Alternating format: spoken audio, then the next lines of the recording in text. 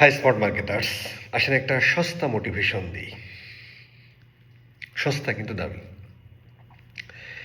একবার এক বয়স্ক মানুষ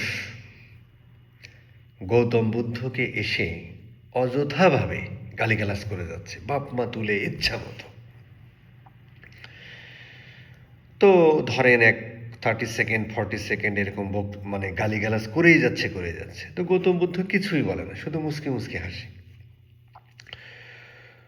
ওই ভদ্রলোক বা ওই বয়স্ক লোকটা প্রচণ্ড বিরক্ত হয়ে বলছে যে আমি এত কিছু বলছি, তুমি কথা বলছো না কেন?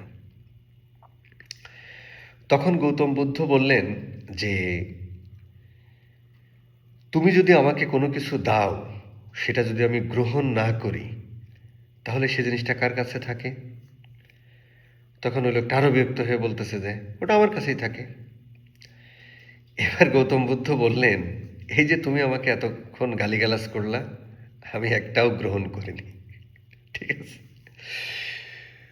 তো আমরা দেখবেন যে আমাদের মেন কাজে ফোকাস না থেকে বিভিন্ন অহেতুক কাজে, হ্যাঁ, এ কে কি বলছে, কে কি করলো না করলো, এইগুলো নিয়ে ব্যস্ত থাকি। বস, আপনাকে নিয়ে অনেক মানুষ অনেক কথা বলবে। সো আপনি সেটা যদি অ্যাকসেপ্ট করেন, তাহলে তো সেটা আপনার। যদি অ্যাকসেপ্ট না করেন, তাহলে যে করতেছে এটা তার। সবসময় একটা কথা মনে রাখবেন,